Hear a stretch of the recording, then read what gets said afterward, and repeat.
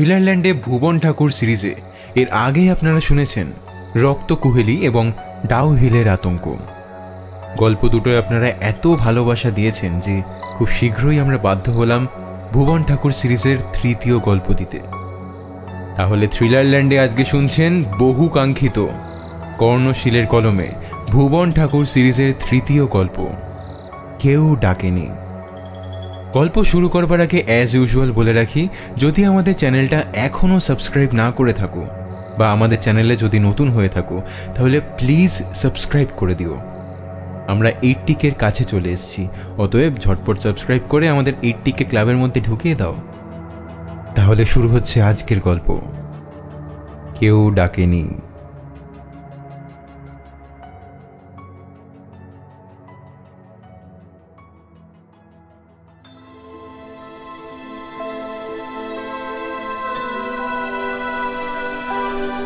এ কোন জনম অনেক যুগের ওপার হতে আসছে ভেসে, এ কোন কান্না বাঁধছ তুমি গানের নামে অশ্রু হেসে।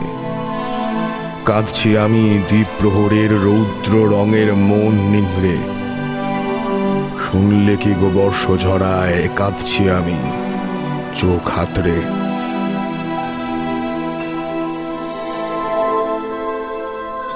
এমন করে আর জনমের অশ্রুকণা আগাম সেচে মুক্ত জমায় কোন সে ঝিনুক। মেঘের বেলা ধুলো মাটির ফসল বোনা একটি গানে স্বপ্ন পেল সবাই চিনুক।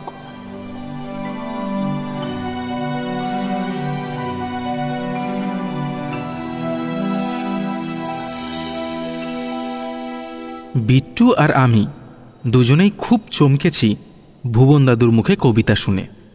ভুবন দাদু ভাবুক মানুষ, ভুবন দাদু প্রকৃতিপ্রেমী, ভুবন দাদু নরম মনের মানুষ, এই সবই আমরা হাজারবার করে জানি, মানিও। কিন্তু তাই বলে কবিতা? তার উপরে এমন প্রেমগন্ধা একখানি নিটোল খুশবুওয়ালা যুগান্তরের নিষিদ্ধ প্রেমের ফল যে ভুবন দাদুর মনের গাছ থেকে খসে পড়তে পারে, তা আমরা কোশমিনকালেও ভাবিনি। বিট্টু চোখ গোল গোল করে শুধু বলল, ও দাদু। ভুবন দাদু জানলার বাইরে তাকিয়েছিল। জানলার বাইরে মাঘের শেষ কুয়াশা এখনো মাঝে মাঝে আসে গাছের পাতায় জাঁকিয়ে বসতে, কিন্তু তারপরেই যেন বুঝতে পারে যে কাঞ্চনের কুঁড়িতে জীবন ঘনিয়ে আসছে, জীবন ঘনিয়ে আসছে পলাশের কাক্ষিক মুকুলে। তখন সে বাড়ি লজ্জায় উড়ে চলে যায়। কুয়াশার মধ্যেও বুঝি একখানি মা রয়েছে, নইলে এরকম পরম আদরে জড়িয়ে রাখতে পারে কি করে? তার ছোঁয়ায় যদি ফাল্গুনী ফুলের খোকা কুকুর শরীর খারাপ করে, তাই সে আর গাছের গায়ে বেশিক্ষণ গা দিয়ে বসে না, উড়ে চলে যায় উত্তরে। আমরা বেশ বুঝতে পারি যে সে এসেছিল। পত্রফলক চকচক করে ওঠে, ঝলমল করে ওঠে ঘাসের শীর্ষ। আমরা বুঝি যে যেতে যেতেও সে চলকে ওঠে আকাশের চোখের জলের মতো। একটা দীর্ঘশ্বাস ফেলে ভুবন দাদু বলল, সে কি প্রেম ছিল না অবসাদ ছিল নাকি ছিল শুধুই বিভ্রম, আজও বুঝিনি। তবে এখনো মনে পড়লে বুক কেঁপে ওঠে ভয়ে, দুঃখে, অবসাদে। পুরো একটা মাস অজ্ঞান হয়েছিলুম জানিস ভাই। আমরা কোলের ওপর একটি করে বালিশ তুলে বসতে যাব, দেখি তাতে ভারী টান পড়তে লেগেছে। বেয়ারা বালিশকে যত টানি তত সে আরও চলে যায় উল্টো দিকে।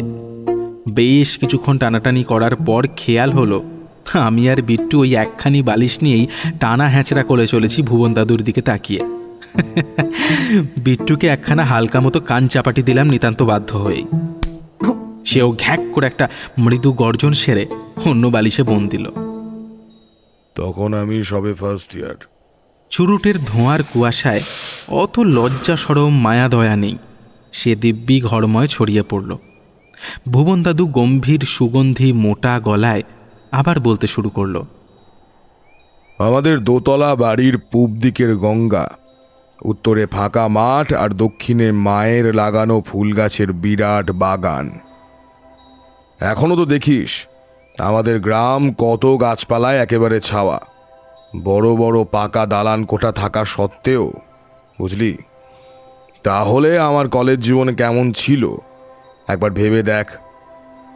বাড়ির সামনের রাস্তা তো তোদের চোখের সামনেই কংক্রিট হলো, তখন ছিল কাঁচা মাটির রাস্তা। রাজ্যের আইসক্রিমওয়ালা, খাজা গজাওয়ালা, আচারওয়ালারা সবাই আসতো। গ্রীষ্মের দুপুরে তারা যখন হাঁক দিয়ে যেত, মনে হতো কেউ যেন মধুর সুরে গান গাইল। সেসবের অবশ্যই দরকার নেই আর। আইসক্রিমওয়ালা নিজেও হয়তো এই সন্ধ্যায় মোবাইল ফোন থেকে সুইগি অর্ডার করছে। স্মৃতি সে সুখের হোক বা দুঃখের, প্রাপ্তির হোক বা বিফলতার, আঁকড়ে ধরে রাখলেই সে বোঝা হয়ে চেপে বসে। গর্ব, দুঃখ, দীর্ঘশ্বাসের বোঝা নিয়ে এগিয়ে যাওয়া দুষ্কর হয়ে পড়ে। তাই ওই ফেলে এগিয়ে যাওয়াই ভালো। মাঝে মাঝে প্রত্ন সৌন্দর্যের মতো বার করে দেখাও আত্মীয় পরিজনকে, আবার তাকে তারপর মুড়ে রেখে দাও ভুলে যাওয়ার আলমারিতে। তা যা বলছিলাম, ওই রাস্তার উত্তর পাশে একটি লম্বাটে কদম গাছের তলায় দেখি এক সকালে হঠাৎ কোথা থেকে যেন এক চালচুলোহীন মেয়ে মানুষ গুচ্ছের ছেঁড়া কানি কাপড় নোংরা বস্তা বগল দাবা করে হাজির হয়েছে। উস্কো খুস্কো এক মাথা না আঁচড়ানো চুল, তখনও জট পড়া শুরু হয়নি, এমন হতশ্রী অবস্থা। ওদিকে কপালের মাঝখানটিতে জলজল করছে সিঁদুরের রেখা। তখনও এমনই শীতের সময়, কনকনে ঠান্ডা হাওয়া বইছে উত্তর দিক থেকে। ওই উত্তর দিকেই আবার ভুলাই দিঘি। দিনের বেলাতেই বাড়ির উত্তরে জানলাগুলো সবকিছু বন্ধ রাখতে হয়। তাহলে ভেবে দেখ রাত্রিরে কি ভয়ানক অবস্থা হয়। তা গ্রামের লোকজন বুঝতেই পারছিস। আবার সে সময় সবার মনে ভারী মায়া দয়া থাকতো, তখন করুণা থাকতো প্রাণে। আহা, কার না কার বাড়ির বউ চুল একটাও পাকেনি, হয়তো পাগল বলেই বাড়ি থেকে তাড়িয়ে দিয়েছে। একজন 4টি বাঁশের খুঁটি পুঁতে দিল পাগলির চারদিকে, একজন তেরপল দিয়ে ঢেকে দিল চারদিক। আর এ বাড়ি ও বাড়ি থেকে ভাত মুড়ি রুটি দিয়ে ধুয়ে বেশ আরামেই পাগলি রয়ে গেল আমার বাড়ির ঠিক উল্টো দিকে। গোটা 5 কুকুর কোথা থেকে যেন এসে পাগলিকে ঘিরে শুয়ে থাকে রাত হলেই, আর পাগলিও নিজের খাবার তাদের সঙ্গে ভাগ করেই খায়। এমনিতে সে সম্পূর্ণ মৌন, একটি কথাও তার মুখ দিয়ে বেরোয় না। কতজনে চেষ্টা করে যে জানার যে তার বাড়ি কোথায়, কেনই বা সে ঘর ছেড়ে এসেছে, কেনই বা এমন করে ঘুরে বেড়ায় ইত্যাদি বৃত্তান্ত। পাগলি একটা বড় সড়ো ঝাঁটার কাঠির টুকরো কানে গুঁজে এমন করে পাক দিতে থাকে যেন কিছুই শোনেনি। কিন্তু তার আশেপাশে যদি সামান্যতম ঝগড়া বা গন্ডগোল শুরু হয় তো ব্যাস হয়ে গেল। পাগলির মুখ থেকে বন্যার তোড়ের মতো ছুটে বেরিয়ে আসবে অশ্রাব্য খেউরের স্রোত, আর সে একেবারে খাঁটি নোয়াখালী খেউর। বাবা বলতো ও মেয়ে বেশ বুঝেই এ গ্রামে এসেছে। আমাদের গ্রামখানিও তো নোয়াখালী, সন্দীপের উদ্বাস্তু লোকজনেরই তো গড়ে তোলা। তা ওই শীতেই বারান্দায় দুপুরের রোদ পড়ে আছে, একটু পরে সূর্য ছাদের উপরে উঠে যাবে, আর আমাদের পূবের উঠোনে ছায়া লম্বা হতে থাকবে। বাবা বারান্দার রোদে পিঠ দিয়ে বসে আছে, আর আমি হাতে সর্ষের তেল নিয়ে বাবার পিঠে মাখিয়ে দিচ্ছি, বলতে পারিস দলাই মলাই করছি। আমাদের বাগানের বাড়ির চৌহদ্দির সীমানা ঘেরা মান্দার বা জিউলি গাছে। মূল দরজা যদিও লোহার, আর দরজার গায়ে মিটার বক্সের জায়গা করা হয়েছে সদ্য। সামনের গ্রীষ্মের আগেই গ্রামে নাকি ইলেকট্রিসিটি কানেকশন আসবে। বাবা সামনের দিকে ঝুঁকে বসেছিল আমার চোখের সামনে। দরজার সামনে হঠাৎ একটি মানুষ এসে দাঁড়ালো। শুকনো দড়া পাকানো শরীর, গলায় অজস্র মালা, একটি লাল কাপড় নিম্নাঙ্গে, ঊর্ধ্বাঙ্গ সম্পূর্ণ অনাবৃত। হাতের ত্রিশূলের গায়ে মরচে পড়েছে বটে, কিন্তু তীক্ষ্ণ শীর্ষগুলো বেশ চকচকে, আর তাতে লাল তেল সিঁদুরের প্রলেপ। আমি বাবার পিঠে টৌকা দিয়ে ইশারা করলাম। চোখ তুলে দরজার দিকে তাকাতেই একগাল হেসে সন্ন্যাসী বাবাকে উদ্দেশ্য করে বলল, কিরে বাচ্চা, কেমন আছিস? আমার মাথায় বাজ পড়ল। এই সন্ন্যাসী ফকির জাতীয় লোক বাবার দু চোখের বিষ। আমি কিছু বুঝে ওঠার আগেই বাবাও বাজ খাই গলায় সন্ন্যাসীকে বলে উঠল, আরে বাচ্চা, তুই কেমন আছিস সেটা তো বল আগে। সন্ন্যাসী থমকে গিয়েছিল। থতমত খেয়ে সে কিছু সময় চুপচাপ রইল। তারপর ধাতস্থ হয়ে বলে উঠল, আমাকে তুই তোকারি করলি? তো তুইকে তুই বলবো না তো কি আপনি বলবো নাকি? তুই আর আমি কি এক? কেন, তোর কি চারটে পা নাকি? সন্ন্যাসী চোখ ছোট ছোট করে বলে উঠল, না, আমি সন্তানহীন। তুইও তাই নাকি? বাবা কেঁপে উঠল। এবার কিছুক্ষণ চুপ করে থেকে বলে উঠল, এখনই দূর হ, দূর হ আমার দরজা থেকে, ভণ্ড বদমাইশ কোথাকার, ছাড়া বেরো। আমি লক্ষ্য করলাম যত রাগের মাথায় বলুক না কেন, বাবার গলা কেঁপে যাচ্ছে। সন্ন্যাসীও নিশ্চয়ই তা বুঝতে পেরেছিল। মুচকি হেসে বাড়ির সামনের রাস্তা থেকে কিছুটা মাটি সে তুলে নিল ত্রিশূল দিয়ে খুঁড়ে। তারপর আমার দিকে তীব্র দৃষ্টিতে কিছুক্ষণ তাকিয়ে থেকে সে চলে গেল হন হন করে ওই উত্তর দিকে। বাবা অনেকক্ষণ চুপ করে দাঁড়িয়ে রইল উঠোনে, যেন এ জগৎ সংসারে কোনো শব্দ তার কানে ঢুকছে না। আমি দু একবার ডেকেও কোনো সাড়া পেলাম না। এমন সময় একটা তীক্ষ্ণ নারী কণ্ঠে সচকিত হয়ে আমরা দুজনেই তাকালাম দরজার দিকে। সেই পাগলি, চোখ দুটো ধক ধক করে জ্বলছে, আর সামনে চিৎকার করে বলছে, হোলা মারি হালাইলি, হোলা মারি হালাইলি, হোলা মারি হালাইলি, হোলা মারি হালাইলি, হোলা মারি হালাইলি। নোয়াখালী ভাষা এ আমার জানা। ঠাকুমা, বাবা, কাকা তখনও নিজেদের মধ্যে ওই ভাষাতেই কথা বলে। পাগলি বারবার চিৎকার করে বাবাকে জিজ্ঞাসা করছে, ছেলেটাকে মেরে ফেললি?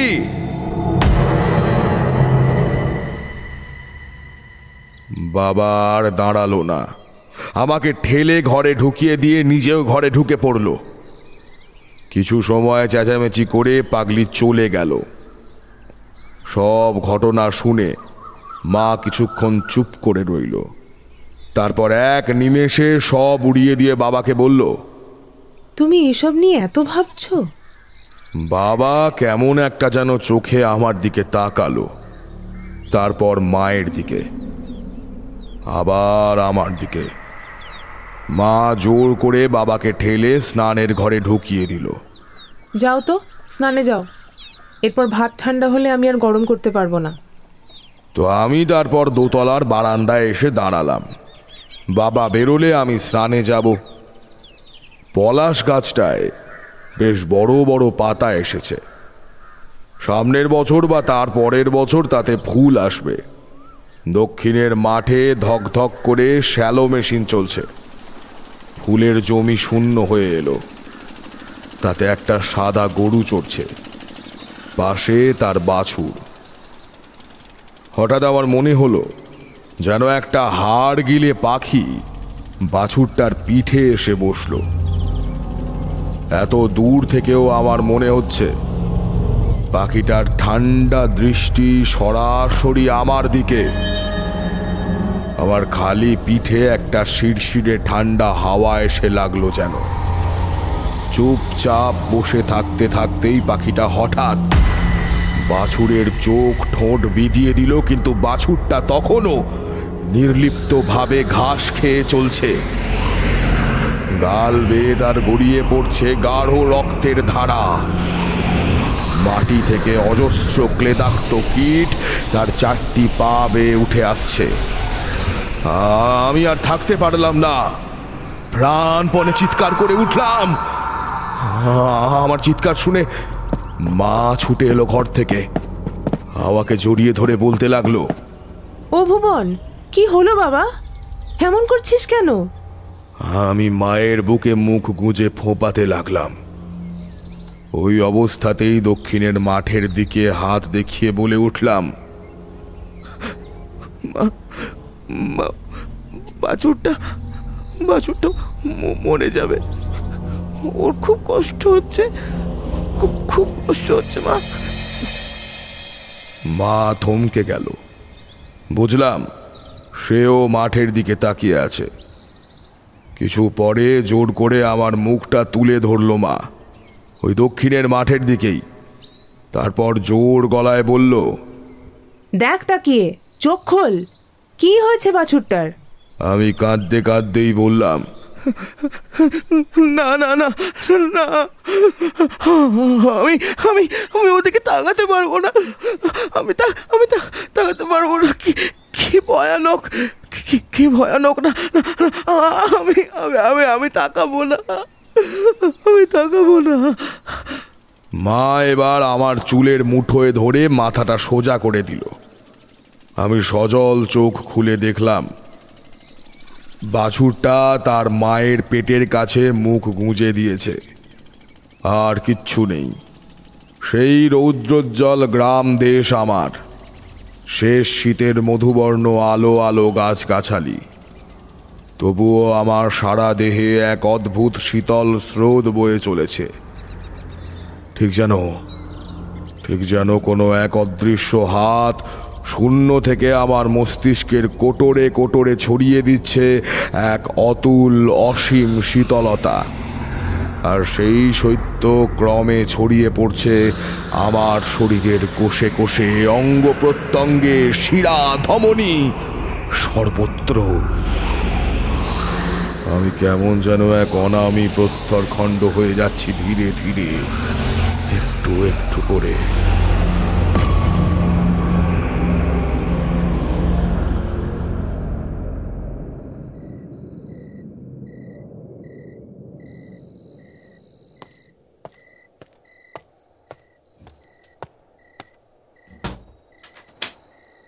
বিট্টু উঠে গিয়ে দাদুর মাথার পেছনের জানলাটা বন্ধ করে এলো।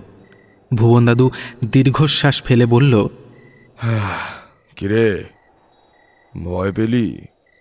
বিট্টু কিছু বলার আগে আমি বলে উঠলাম, না না, ভয়টয় আমি আমরা পাই না, ওই ঠান্ডা লাগছে বলেই না। বিট্টু আমার দিকে আর চোখে একবার চেয়ে নিল, তারপর আবার বসে পড়ল আমার পাশে। এইবার যেন একটু বেশি গা ঘেঁষে আমার। মুন্না আজ সকালে বাড়ি গেছে, ফিরবে কাল সকালে। এই বাড়িতে আজ কোনো রান্নাবান্নার পাঠ নেই। আমি আর বিট্টু ঘন্টা দুয়েক মারামারি করে ঠিক করেছি যে অর্ধেক খাবার রান্না করবে কাকি আর বাকি অর্ধেক মা। রাত 9টা নাগাদ আমরা দুজনে দাদুর খাবার নিয়ে আসব। মুন্না বাড়িতে না থাকলে ভুবন দাদু খুব মন মরা বিষণ্ণ হয়ে পড়ে, সেটা আমরা আগেও দেখেছি। একবার তার কারণ জিজ্ঞেস করেছিলাম।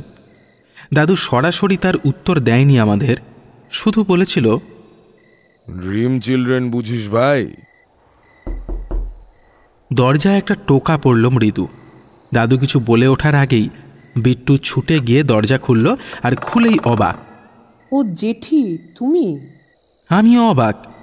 মা ঘোমটা টেনে ঘরে ঢুকল। বাঁ হাতে একটা বেশ বড় ফ্লাস্ক আর ডান হাতে 3টি কাপ, একটি বড় আর 2টি ছোট। ভুবন দাদু কপালে হাত দিয়ে বলে উঠল, আরে পাগলির কাজ দেখেছো? এই এই তুই এই ঠান্ডার মধ্যে সব কি করেছিস? মাগো, এই বাঁদর দুটো, এই তোরা এসব বলে এসেছিস তাই তো? মা হেসে উঠল। ওদের কি আর সে কাণ্ড জ্ঞান আছে কাকা? না সেই সন্ধে থেকে দাদুকে বকিয়ে মারছে। কারো একবারও খেয়াল হয়নি যে 2 কাপ চায়ের কথা আমাদের বলে যাবে। হ্যাঁ রে বিট্টু, তোর দাদাটি যে একটি গাছগর্ধ সে সারা পৃথিবী জানে। তোরও কি বুদ্ধি ঘাস খেতে গেছে রে ছোঁড়া? বিট্টু মায়ের কাছ থেকে ফ্লাস্ক আর কাপগুলো নিয়ে চা ঢালতে বসে গেল। মা অভিযোগের সুরে দাদুর দিকে তাকিয়ে বলল, আমি ভেবেছি আপনি বোধহয় সেধে আমাদের রান্না খেতে চেয়েছেন। মুন্না যে বাড়িতে নেই তা একবারও জানালেন না আমাদের। এ কিন্তু বড় খারাপ কাকা। দুপুরে বোধহয় না খেয়ে কাটানো হয়েছে। দাদু আমার মায়ের মুখের দিকে কিছুক্ষণ তাকিয়ে থেকে ধরা গলায় বলল, দে মা, ওই হনুমান দুটোর সঙ্গে আমারও কান দুটো মুলে দে। সত্যি ভারী অন্যায় হয়েছে মা গো, আর এমন হবে না। মা লজ্জায় কাকা আপনিও না বলেই ঘর থেকে বেরিয়ে গেল। দাদুর হাতে চা ভর্তি বড় কাপটা দিয়ে বিট্টু অন্য কাপ দুটো নিয়ে আবার বিছানায় এসে বসল। দাদু চুপচাপ কিছুক্ষণ চা খেলো চুকচুক করে। তারপর খালি কাপটা পাশের টিপয়ের ওপরে রেখে গুনগুন করে উঠল, হুমা তোর তবিলের তবিল দাড়ি, চাইলে কভু দিস নে মাগো, হো তবিল মোর কি সাধ্যি বইতে পারি,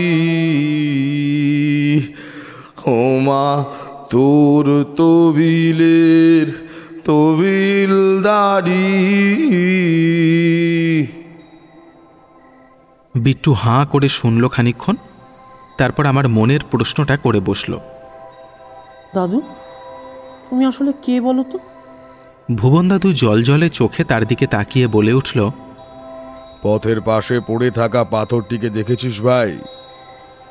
এক দেখায় মনে হবে সে প্রাণহীন একটি ভূখণ্ড মাত্র, কিন্তু যখনই ভাববি কত বাতাস পিতৃস্পর্শে তার আকার দান করেছে, নদীর ধারা মাতৃস্নেহে ধুয়ে দিয়েছে তার সর্বাঙ্গ, কোনো হলুদ প্রজাপতি হয়তো পদ্মকোরক নিয়ে তার বুকে বসেছিল প্রিয়তমের বুক ভেবে, দেখবি কত অজস্র আলেখ্য, কত যুগলিপি লেখা আছে ওই নিষ্প্রাণ পাথরের দেহে। আমিও তেমনই এক পাথর, বুঝলি? যা আমার মুখে শুনিস তা সবই অন্যের দান। কখনো প্রকৃতি তা লিখে দিয়ে যান, কখনো আবার ওই মেয়েটি যে চায়ের নামে স্নেহ বিলিয়ে গেল এক রাস, বুঝলি?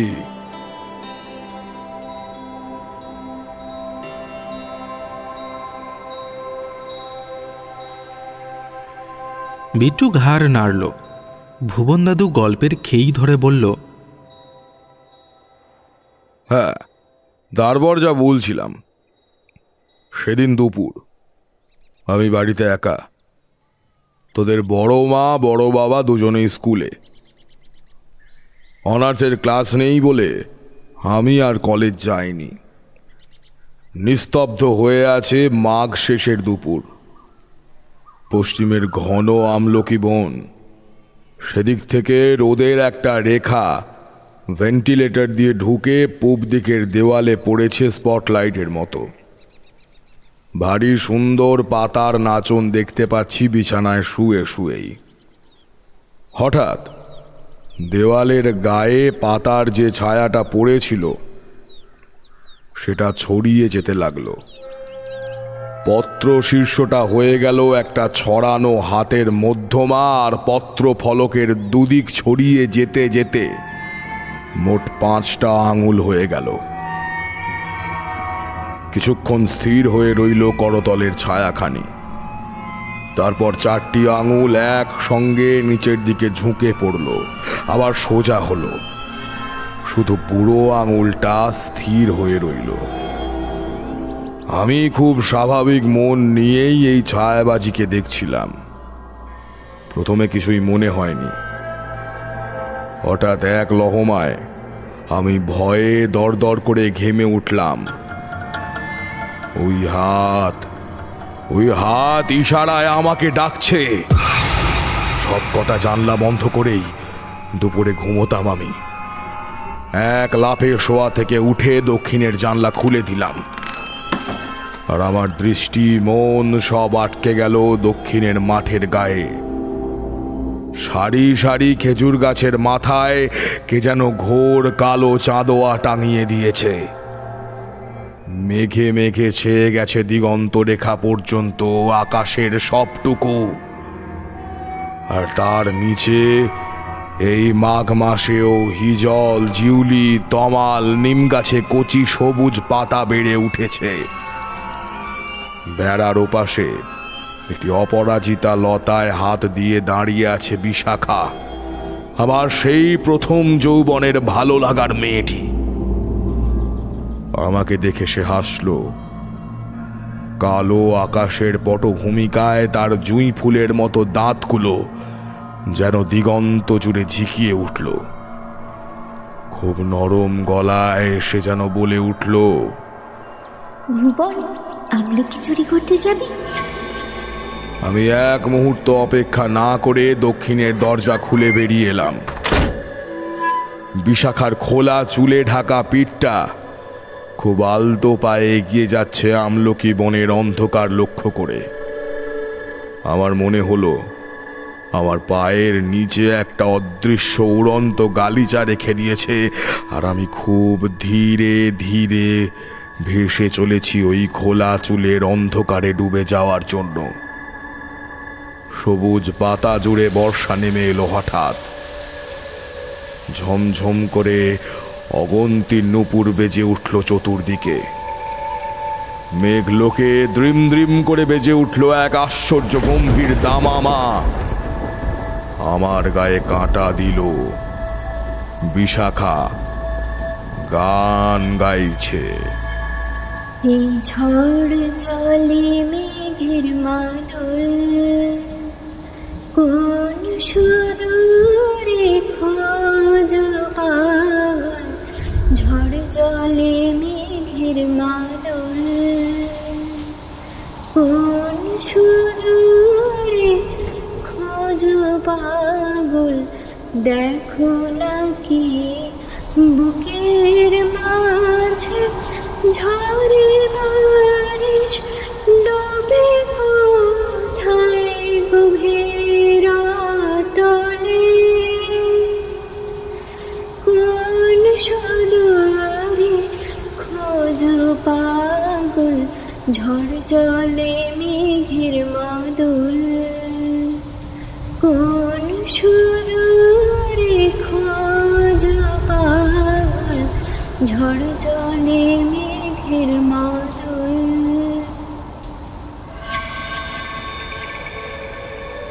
একটা রিনরিনে হাসি আমার কানের লতিতে কামড়ে ধরলো আলতো করে। ও ভুবন, কি খুঁজছো গো? ভুবন, আমি বিশ্ব ভুলে গেছি ততক্ষণে। আমি ভুলে গেছি গাছে গাছে এই কদম ফুলের মেলা, সবুজ পাতার বুননে মাঘে থাকা সম্ভব নয়। আমার একবারের জন্য মনে পড়ছে না বিশাখা আমাকে কোনোদিনও তুমি বলে ডাকেনি। সব ভুলে আমি তার বুকের মাংস গন্ধে নাক ডুবিয়ে দিলাম। এক রাস চুড়ি ঝুমঝুম করে উঠে মিশে যেতে লাগলো আমার চুলে, আমার খোলা পিঠে। রক্ত মাংসের এক পরম সুখে ডুবে যাচ্ছি আমি। আর একটু পরেই এ বিশ্ব প্রকৃতির সমস্ত অনুভব আমার ঢেকে যাবে এক প্রবল শীতকারের গহীনে। এমনই এক পরম মুহূর্তে হঠাৎ বৃষ্টি থেমে গেল।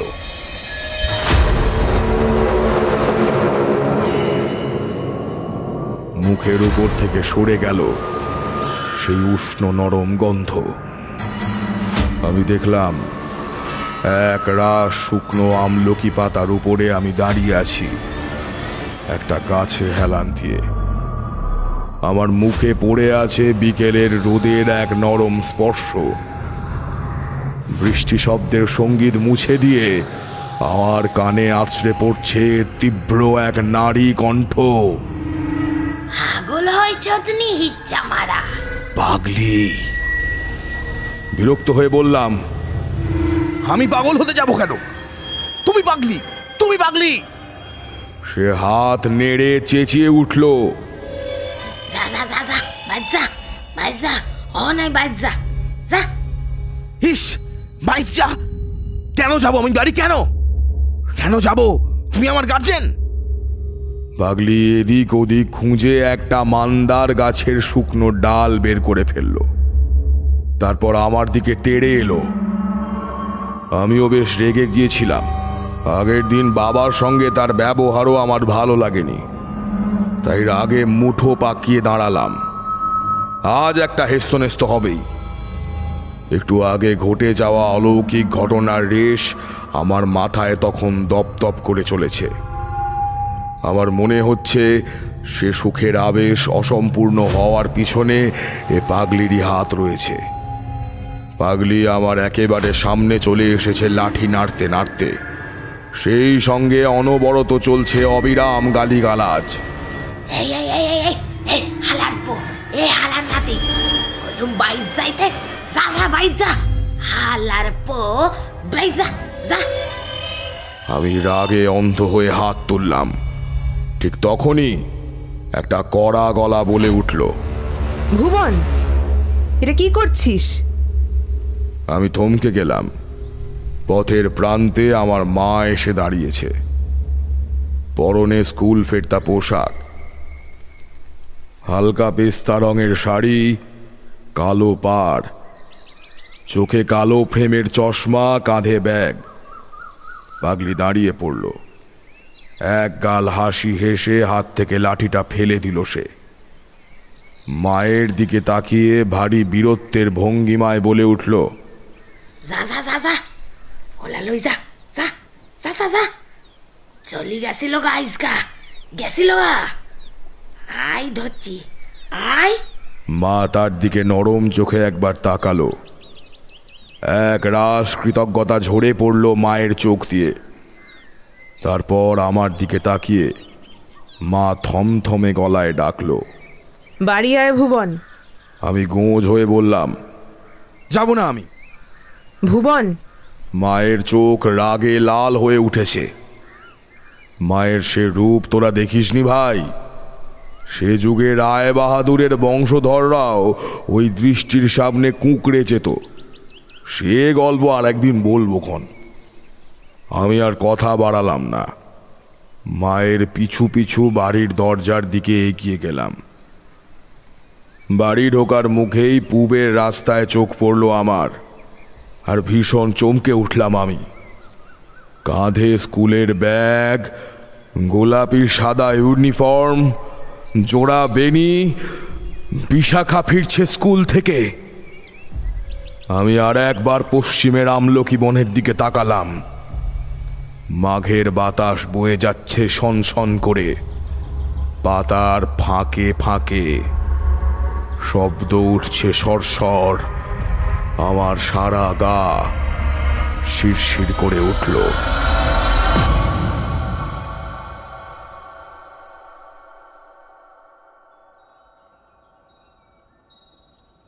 অ্যালজোলামের টিন ফয়েলটা আলমারিতে রেখে মা তালা বন্ধ করে দিল। ডাক্তার ঘর ডাক্তার করছি আজ দিন 10 হলো। তারপর ঠাকুমার কালো সুতো কোমরে, কাকিমার আশীর্বাদী ফুল বুক পকেটে, ধীরেন নন্দীর 1.5 হাত লম্বা প্রেসক্রিপশন। রাত হলেই মনে হয় এক রাস ছায়া খেলে বেড়াচ্ছে চোখের সামনে। চোখ বুঝলে কখনো ক্রিকেট মাঠের ছবি ঝলসে ওঠে। শূন্য মাঠ, পিচের উপর বসে সেতার বাজাচ্ছে ওপাড়া রিক্সাওয়ালা সুনীল দা। মেঘ পার হয়ে পূবের গঙ্গার ঘাট বেয়ে উঠে আসছে কাকা, হাতে নীল পলিথিন, চিৎকার করছে গলা ফাটিয়ে, পিচটা ঢেকে ফেল ভুবন, বন্যা আসছে, বল সুইং হবে না কিন্তু, সমস্ত ঠিকঠাক করে ঢেকে দে। ঘুম আসে সেই শেষ রাত্রে, ছেঁড়া ছেঁড়া মেঘের মতো ঘুম। তার ফাঁকে চাঁদ উকি দেয়, চমকে উঠি। তারা উকি দেয়, দু চোখ ভরে যায় জলে। কে যেন আমাকে ডাকতে গিয়েও ডাকে না, জানলার বাইরে কান নিয়ে চুপ করে আমার শ্বাস প্রশ্বাসের শব্দ শোনে, ঘুরে বেড়ায় নুপুরের শব্দ তুলে। আমি জোর করে মন বেঁধে রাখি। ও তো ঝুম পোকার শব্দ, কেউ নেই, কেউ কোথাও নেই। দক্ষিণের শূন্য মাঠে দীর্ঘশ্বাস ফেলে জ্যোৎস্নার আঁচল গুটিয়ে নিয়ে যাচ্ছে অর্ধনগ্ন চাঁদ। হয়তো সূর্য উঠল বলে। সেদিন শিশিরের শব্দ খুব কম। আমার নির্ঘুম চোখ দিয়ে যেন শেষ রাত্রির নৈশব্দ শুনতে পাচ্ছি। ওই বুঝি ফুল ফুটছে তারস্বরে, ওই বুঝি জ্বলছে উনুন ঘরে ঘরে। হঠাৎ মায়ের গম্ভীর গলা বাইরের ড্রয়িং রুমে শোনা গেল। উঠে পড়তো, গিটারটা বার কর। অনেকদিন রেওয়াজ নেই, হাতটা বোধহয় একেবারেই গেছে। মায়ের গিটার আমি শুনেছি, হেমন্তের দুপুরে শুনেছি। দেখব শুধু মুখখানি, শোনাও যদি শুনবো বাণী। বা ভরা বর্ষায় থই থই শাওন এলোই। উঠে পড়লাম। ড্রয়িং রুম অন্ধকার। মায়ের হাতের পলা শাখার ঠুংঠাং শব্দ এগিয়ে গেছে বাইরের বারান্দায়। আয়, আমি বারান্দায়। আলো জ্বালিস না, চাঁদ আছে এখনো। পুবের চাপা গাছের মাথায় লুকিয়ে হোলি খেলা মেয়ের গালে লেগে থাকা আবিরের মতো হলুদ জ্যোৎস্না।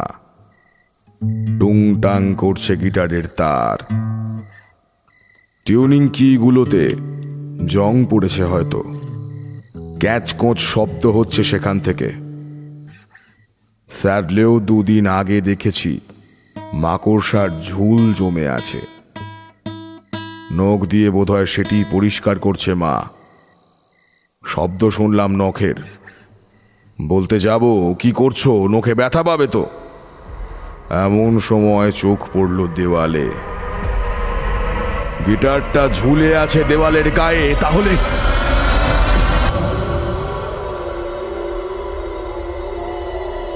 মা কি বাজাচ্ছে বারান্দায় বসে? আর দ্বিতীয় কোনো চিন্তা মাথায় আসার আগেই মা গেয়ে উঠল। আমার সকল দুঃখের প্রদীপ দিবসে করব নিবেদন। আমার ব্যথা পূজা হবে সমাগম। আমার মনে হলো মা যেন ওই বারান্দা থেকে নেমে গেছে পথে। আমি দরজা খুলে বাইরে বেরিয়ে এলাম। আমার চোখের সামনে ঝম করে লাফিয়ে উঠল এক রাস সূর্যমুখী আর সাদা চন্দ্রমল্লিকা। তাদের গায়ে জ্যোৎস্না পড়েছে হলদেটে। চুপ করে আছে ফুলগুলো, উৎকণ্ঠায় চুপ করে আছে। হ্যাঁ হ্যাঁ, উৎকণ্ঠায় চুপ করে আছে। মিটার বক্সের জন্য করা সিমেন্টের খুপড়ির আড়ালে দাঁড়িয়ে মা গাইছে।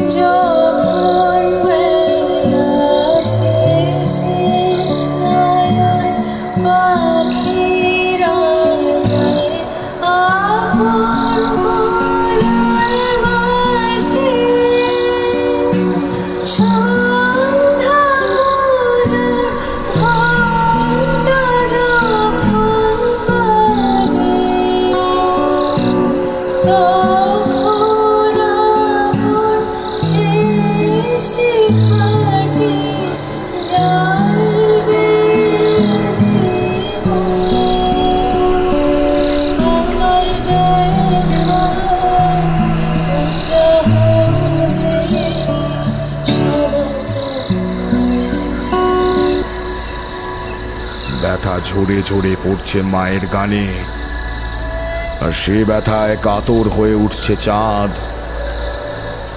আমার জন্যই মায়ের এত দুঃখ। আমার গত কয়েকদিনের বিস্বদিশ ব্যবহারে আমার মা এমন কষ্ট পেয়ে কেঁদে বেড়াচ্ছে পথে পথে। আমি ছুটে বেরিয়ে এলাম রাস্তায়। গানের শব্দ আরো এগিয়ে গেছে। পথ বাঁক নিয়েছে উত্তরে। সেই বাঁক পার হয়ে মা নেমে যাচ্ছে জ্যোৎস্না ভেজা সাদা বালুচর পার হয়ে নদীর দিকে। নদীর কুলু কুলু শব্দ এখনো স্পষ্ট হয়ে ওঠেনি, তাই মায়ের গান আমি শুনতে পাচ্ছি।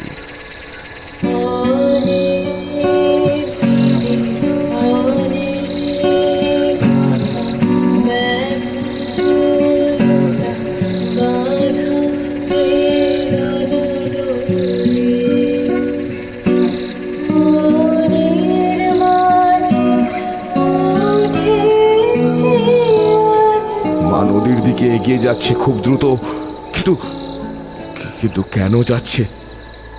এই শীতের শেষ রাতে মা নদীর দিকে এগিয়ে যাচ্ছে, তার মানে না, মা নদীতে ডুবে না। না মাগো, মা! আমি ছুটে গেলাম জলের দিকে। দ্রুত এগিয়ে আসছে ভাগীরথী। জলের মাথায় লক লক করছে জ্যোৎস্নার অজস্র জীব। একটা উল্টো রাখা ডিঙির উপর দাঁড়িয়ে আছে মা। আর একটু হলেই জলে পড়ে যাবে।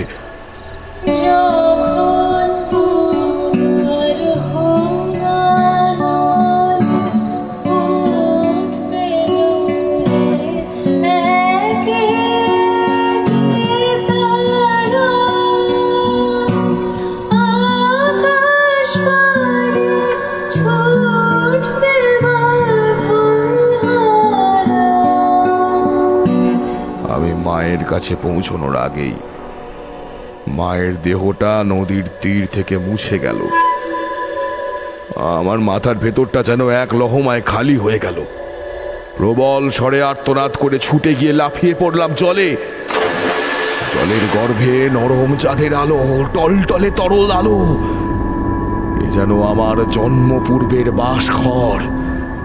সেই ডুব সাঁতারের ঘরে চুল মেলে আমার মা বসে আছে, কোলে সেই গিটার। কি নরম হাসি মায়ের চোখে। আমাকে দেখে হাত বাড়িয়ে দিল গভীর মমতায়, গেয়ে উঠল,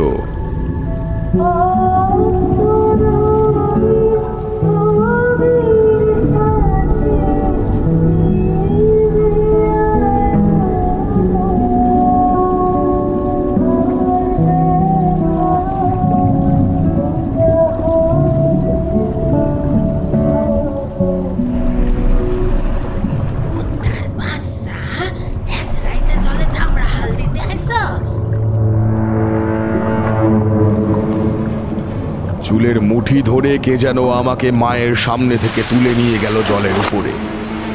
আর তখনই চাঁদের শেষ আলোটুকু মুছে গেল পশ্চিম আকাশ থেকে। চোখের সামনে ভেসে উঠল একটা মুখ। উস্কো খুস্কো চুল উঠছে ভোরের হাওয়ায়। আমার ভেজা দেহটাকে চেপে ধরল পাগলি। চিৎকার করতে লাগলো প্রাণপণে। তার দেহের উগ্র দুর্গন্ধে আমার দেহে যেটুকু জ্ঞান ছিল তাও মুহূর্তে উধাও হয়ে গেল।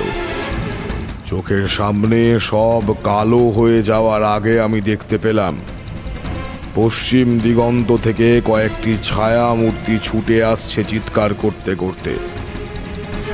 গলাগুলো চিনতে পারলাম একে একে। মা, বাবা, কাকা, কাকিমা, ঠাকুমা। আর কিছু মনে নেই।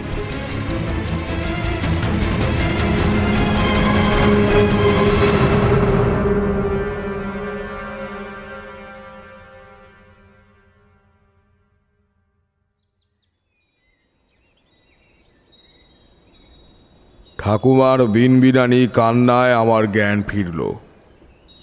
দক্ষিণের জানলার বাইরে তীর তীর করে কাঁপছে নিমপাতায় পড়া রোদ। বুঝলাম দুপুর পার হয়ে যাচ্ছে আমার জানলাখানি। হঠাৎ আমার নাকে পাটকাঠি পোড়া ধোঁয়ার গন্ধ এসে লাগলো।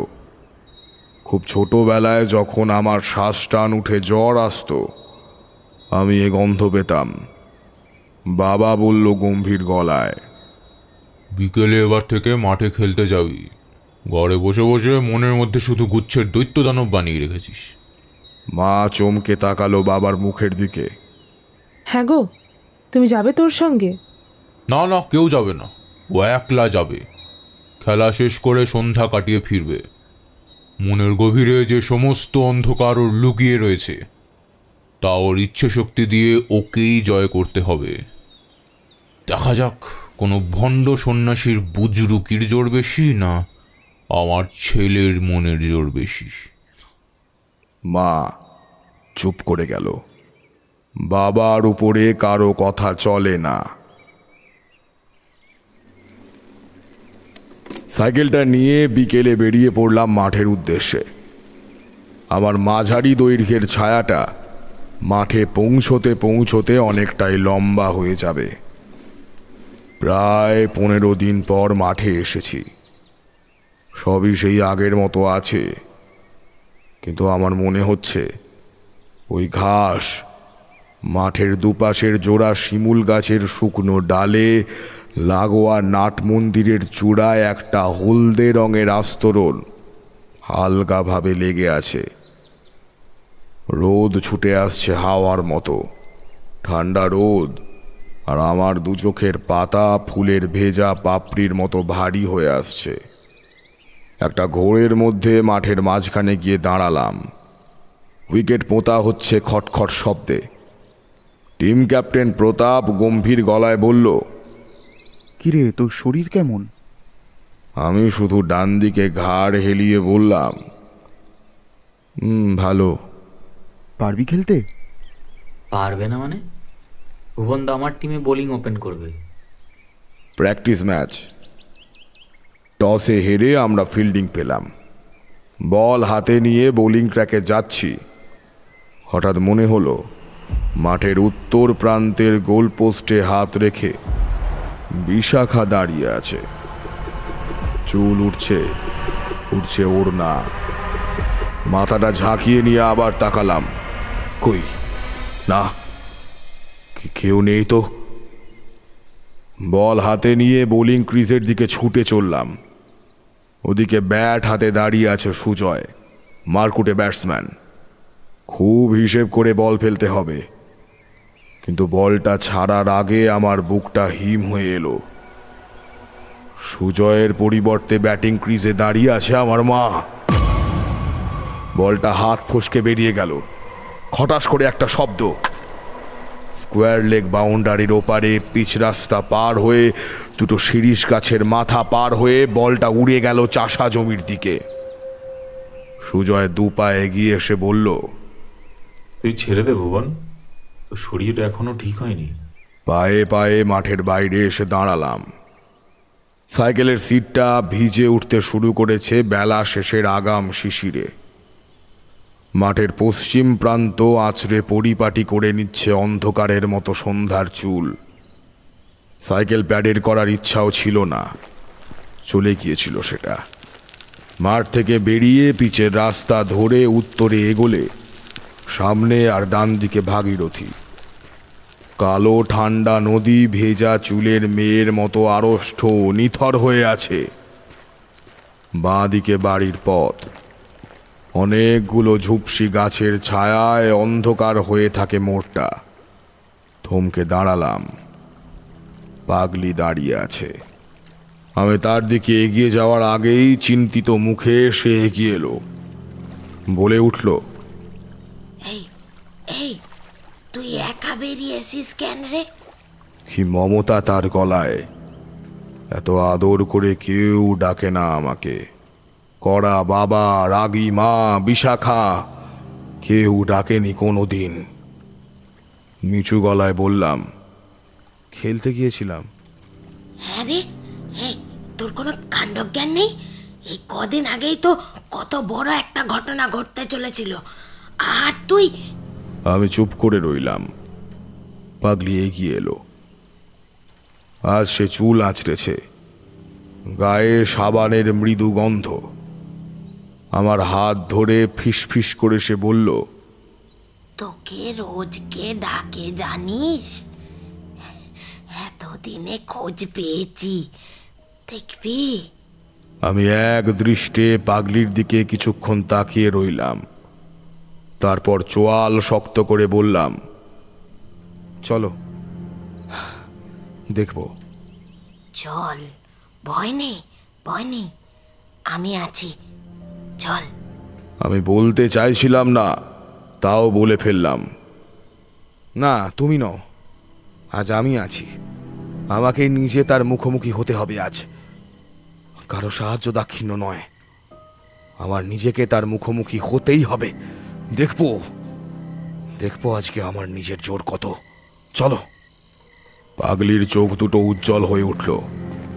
আমার হাত ধরে সে নিয়ে চলল আরো উত্তরে, ভুলাই দিঘির পথে। একটা ভিজে হাওয়া বইতে শুরু করেছে দিঘির দিক থেকে। গাছের পাতায় পাতায় বায়বীয় এক সরীসৃপ যেন চলে যাচ্ছে এক ডাল থেকে আর এক ডালে। অন্ধকার রঙের কে এক যেন মেয়ে তার চুল খুলে দিচ্ছে, আর সেই দীর্ঘ বেনি পরতে পরতে খুলতে খুলতে ঢেকে ফেলছে চরাচর। সন্ধ্যা নামল। ভুলাই দিঘির তীরে একটা আগুন জ্বলে উঠল হঠাৎ। ডান দিকে শালবনে একটা শেয়াল ডেকে উঠল। পাগলি ফিস ফিস করে বলল, তুই তুই আস্তে আস্তে এগো, এগো, আমি আসছি পিছনে, নজর রাখবো, এগো। আমি এক মুহূর্ত দেরি না করে সাইকেলটা এক পাশে স্ট্যান্ড করলাম আর পথ ছেড়ে খোলা মাঠে নেমে গেলাম। ভিজে মাটি আমার পায়ে লেপ্টে যেতে লাগলো প্রতিটা মুহূর্তে। ভোলাই দিঘির জল চকচক করে উঠল ইস্পাতের ফলার মতো। আগুনটা ক্রমশ বড় হয়ে উঠছে আমার চোখের সামনে। চড়চড় করে পুড়ছে কাঠ, সুগন্ধি কাঠ, চন্দন, বেলকাঠ, ঘি, কর্পূর, এই সব মিশিয়ে একটা সুন্দর গন্ধ এসে লাগছে আমার নাকে। আগুন থেকে কিছুটা দূরে আমি দাঁড়িয়ে পড়লাম। একটা খুব ক্ষীণ সুর ভেসে আসছে, অনেকটা মন্ত্রোচ্চারণের মতো। আর মন্ত্রোচ্চারণের কয়েকটা শব্দ আমার চেনা, খুব চেনা। এতে গন্ধ পুষ্পে ওং জলো নারায়ণা নমঃ। ওং येषां শ্রদ্ধং কৃতমিদং তেষামক্ষয়াयै তৃপ্তয়ে তৈ জলে পত্র্যানন্দিকং সমোপীতং। ওং यः শ্রদ্ধং কৃতমিদং তৈরক্ষয়াयै তৃপ্তয়ে তৈ জলে পত্র্যানন্দিকং সমর্পিতম। পিছন থেকে আবার ফিসফিসানি। যা রে, যা, এগিয়ে যা, সামনে যা, দেখ ওখানেই কোথাও সে আছে। আমি এবার হেসে উঠলাম হো হো করে। বুকে আর একটুও ভয় নেই। একটা ঝাপসা পর্দা যেন উঠে গেছে চোখের সামনে থেকে। হাসতে হাসতে বললাম, শ্রাদ্ধের মন্ত্র শোনাতে শোনাতে আমাকে নিয়ে এলি পাগলি, হ্যাঁ? আর তাও এমন সোজা সাপটা বাংলা ভাষায় কথা বলে।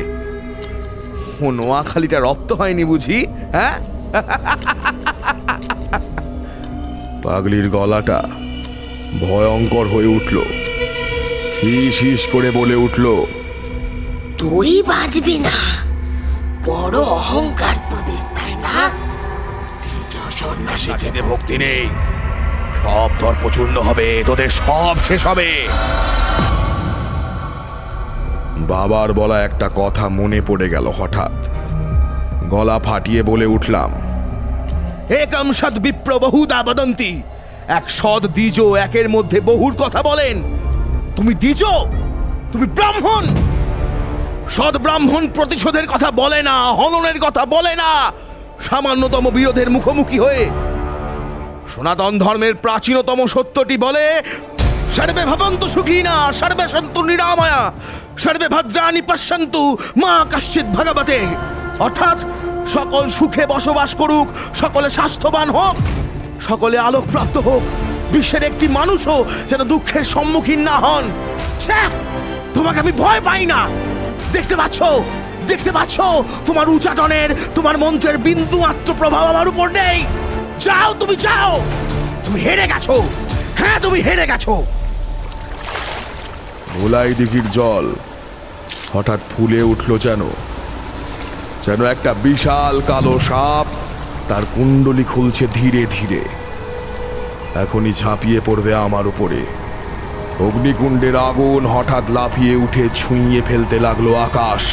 আমি চোখ বুজে এক মনে ভাবতে লাগলাম আমার ঘরের কথা, ঠাকুমার জর্দাপানের গন্ধ, বাবার মহাভারত, মায়ের দুপুর বেলার চুল খোলা, গীতবিতান।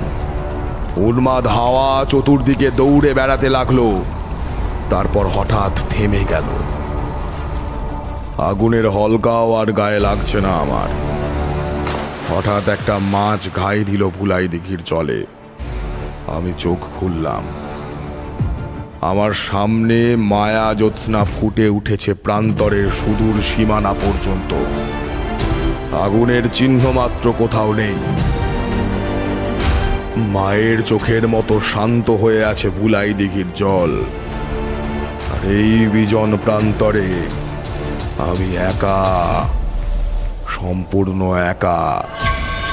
আমি জানি না কোন শক্তির বিরুদ্ধে, কার বিরুদ্ধে, তবে আমি যে জিতে গেছি তা বুঝতে পারছি। আর পাগলিকে আমার পাহারায় ছুটে বেড়াতে হবে না, ঠাকুমাকে আমার জন্য কাঁদতে হবে না, বাবা মাকে উদ্বিগ্ন হতে হবে না কখন ভুবন বাড়ি ফেরে। সাইকেলে চড়ে বসলাম। শালবনের পাতায় পাতায় জ্যোৎস্না ছড়িয়ে পড়েছে সিন্নি প্রসাদের মতো। দক্ষিণে গ্রামের দিক থেকে শাঁখ বাজানোর শব্দ ভেসে এলো। বাড়িতে ঢোকার মুখে পাগলির সঙ্গে দেখা হলো। এক গাল হেসে সে বলে উঠল, কেউ ডায়ে না বুঝছত, কেউ না, ভাইয়ে মায়ে ছাড়া কেউ ডায়ে না, কেউ ডায়ে না। ভুবন দাদুর চোখ ছলছল করে উঠল। আমার মনেও এক অলৌকিক দুঃখ। কি জানি কার জন্য দুঃখ। আমার মাঝে মাঝে ভারী মনে হয়, হোক না যতই ভয়, আমাকেও অজানার পথে এমন করে ডেকে নিয়ে যাক। আমিও যাওয়া আর ফেরার মাঝের এই দোটানায় সারা জীবন রয়ে যাই। কেউ অন্তত ডাকুক আমায় একবার হলেও। তোমার এমন কেন হয়েছিল দাদু? দাদু দীর্ঘশ্বাস ফেলে বলল, জানি না রে ভাই, কোনো কিছুর ব্যাখ্যায় কি আর জানি। পাগলি বলতো উচাটন করেছে কেউ, ঠাকুমা বলতো বশীকরণ, বাবা বলতো এক্সেসিভ অ্যাড্রিনালিন রাশ। আসলে যে কি বুঝলাম না আজও। আসলে মন মানতে চায় না রে যে কেউ ডাকেনি। আর ওই পাগলি, সে কোথায় গেল? ভুবন দাদু দু হাতের তালু উল্টে আমাদের দিকে তাকিয়ে রইল, চোখে ব্যথা ভরা হাসি নিয়ে। কিছু বলল না। আমরা বেরিয়ে এলাম দাদুর বাড়ি থেকে। এখন শুক্লপক্ষ। আলো কুয়াশা মাখামাখি করে রয়েছে গাছে গাছে, শালবনের মাথায় মাথায়। আমার খুব মন কেমন করে উঠল ভোলাই দিঘির পাড়ে একবার যাওয়ার জন্য। বিট্টুকে বললাম সে কথা। সে ঘুরে দাঁড়ালো। তার মুখ চাঁদের উল্টো দিকে, বড় বড় চুল উঠছে উত্তুরে বাতাসে। হঠাৎ গম্ভীর স্বরে সে বলে উঠল, না,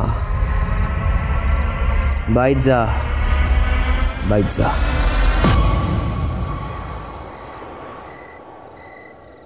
বিট্টু নিজের ঘরের দিকে চলে গেল।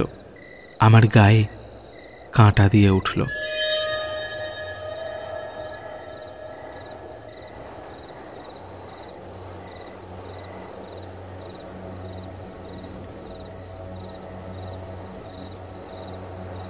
শুনছিলেন ভুবন ঠাকুর সিরিজের তৃতীয় গল্প কেউ ডাকেনি।